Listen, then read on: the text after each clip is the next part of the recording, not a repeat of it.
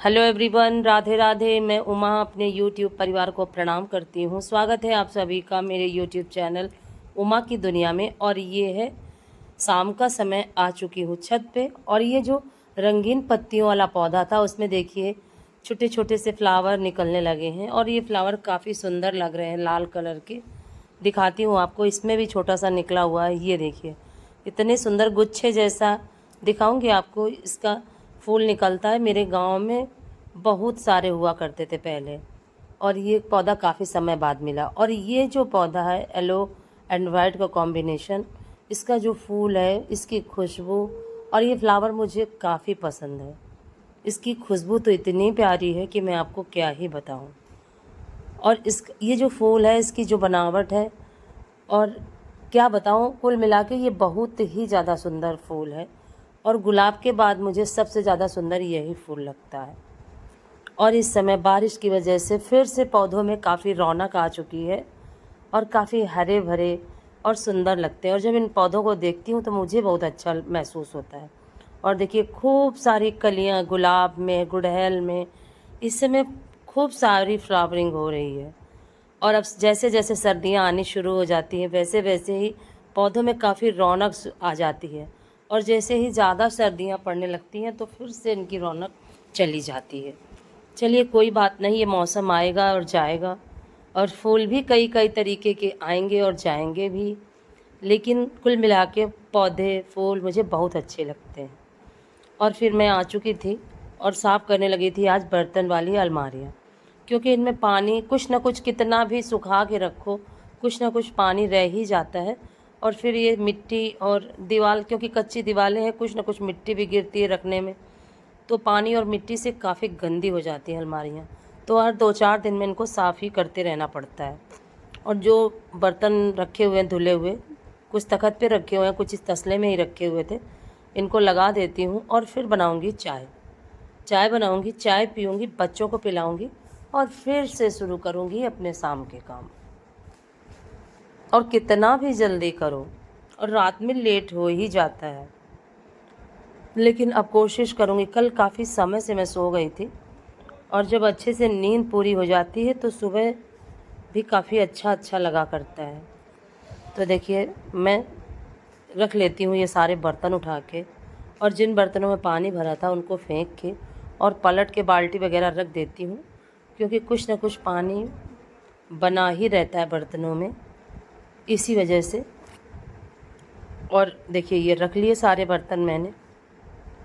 अगर आज का वीडियो आपको पसंद आए तो लाइक ज़रूर करें, चैनल को सब्सक्राइब करें, बेल को ज़रूर प्रेस करें।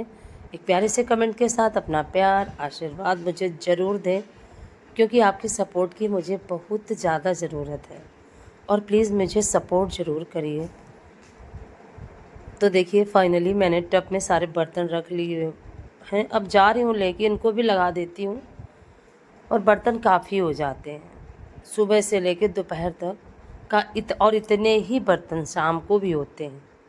ऐसा नहीं है कि अब बर्तन नहीं होंगे, इतने ही बर्तन शाम को भी तैयार हो जाते हैं।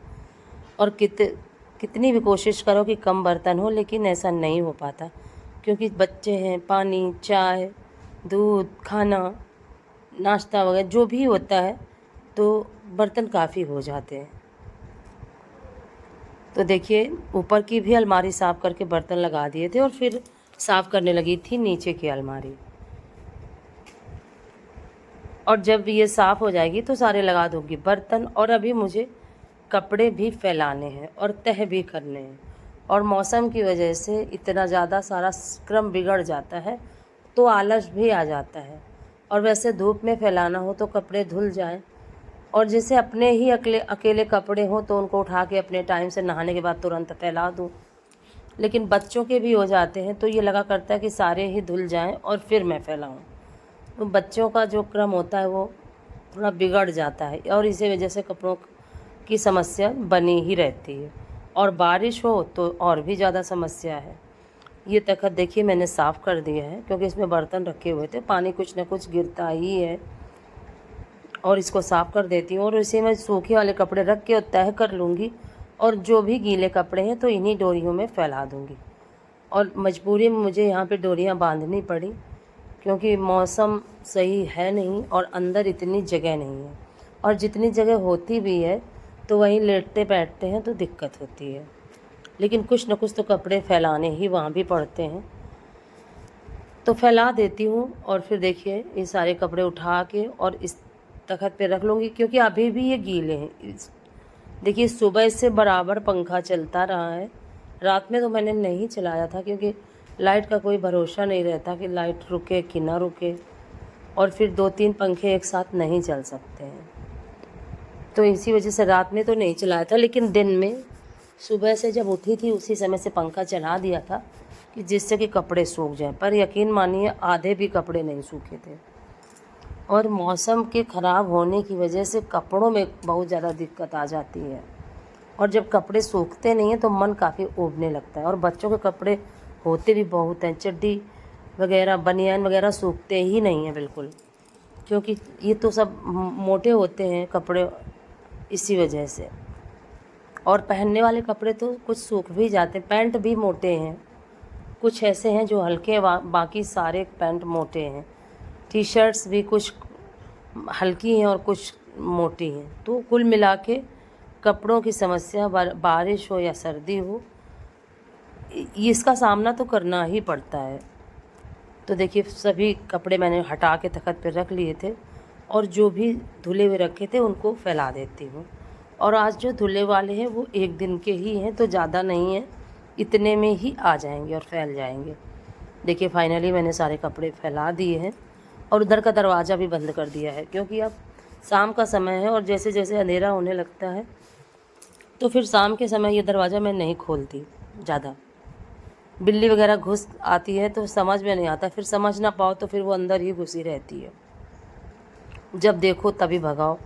और बिल्ली अगर रहे घर में तो चूहे ना आए घर में, लेकिन मजबूरी है कि बिल्ली भी बहुत ज़्यादा गंदगी फैलाया करती है, इसी वजह से बिल्ली भी घर में ज़्यादा आना जाना मुझे अच्छा नहीं लगता।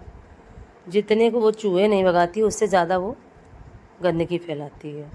तो देखिए वो सारे कपड़े मैं तह कर चुकी थी, और अब ये जो डिब्बा है इसके भी सारे कपड़े सही कर देती हूँ, क्योंकि बच्चे जो हैं एक कपड़ा निकालते हैं और सारे ही कपड़े फैला देते हैं।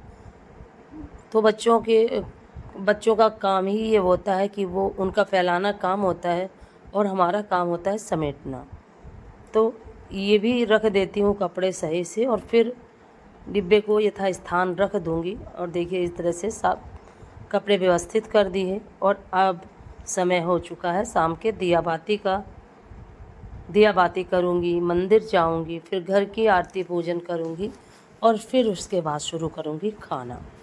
और ये काफ़ी बड़ा टास्क है मेरे लिए, पूरा दिन जो होता है काफ़ी बड़ा काम है एक अकेले व्यक्ति के लिए, बहुत ज़्यादा। और जो ये कपड़े गीले रह गए थे तो ये देखिए कुछ चड्डी वगैरह और बनियान वगैरह यहाँ पे फैला देती हूँ, क्योंकि छोटे छोटे हैं तो इससे सिर में भी नहीं लगेंगे, और बड़े बड़े इस साइड पे फैला दूँगी।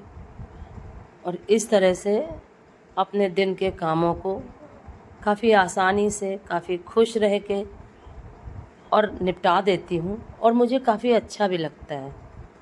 और दिन भर काम करते रहो, और जब याद आ जाती है तो भजन भी गाने लगती हूँ। और मैंने आप सभी से कहा था कि मैं आपके साथ नवरात्रों से वीडियो डालूँगी, पर एक समस्या आ चुकी है मेरे सामने बहुत बड़ी। जो मेरी ढोलक थी वो फट गई थी, तो मैं गांव लेके गई थी कि मेरे पापा उसको मढ़वा देंगे, लेकिन फिर तब से मैं गांव जा ही नहीं पाई, और ना तो ढोलक आ पाई। तो कुल मिला के जो भी सोचा था वो अभी पूरा नहीं हो पा रहा है, लेकिन फिर भी नवरात्रों से मैं अपने चैनल की शुरुआत कर दूंगी, और फिर जब आऊँगी जाऊँगी तो फिर ढोलक लाऊँगी, और फिर से अपने एक नए जीवन की शुरुआत करूँगी, और फिर से भगवान के भजन में डालूँगी, आपके साथ शेयर करूँगी। और उस चैनल पे भी मुझे सपोर्ट ज़रूर करिएगा। और अभी डिसीजन नहीं ले पा रही हूँ कि इस चैनल पे भजन डालूँ कि जो नया बनाऊँ उस पे भजन डालूँ। कुछ आप लोग भी आइडिया दीजिएगा। और फिर ये है रात का समय, हो सकता है मुझे सपोर्ट मिले आपके आइडिया से। और वैसे तो मैं सोच रही हूँ कि इसी में भजन डालूँ, और जो नया चैनल बनाऊँ वो ब्लॉग चैनल बनाऊँ। क्योंकि शुरुआत से ही इसमें भजन पड़े हुए हैं, तो इसी वजह से मैं यही सोच रही हूँ। आप भी बताइएगा कमेंट करके।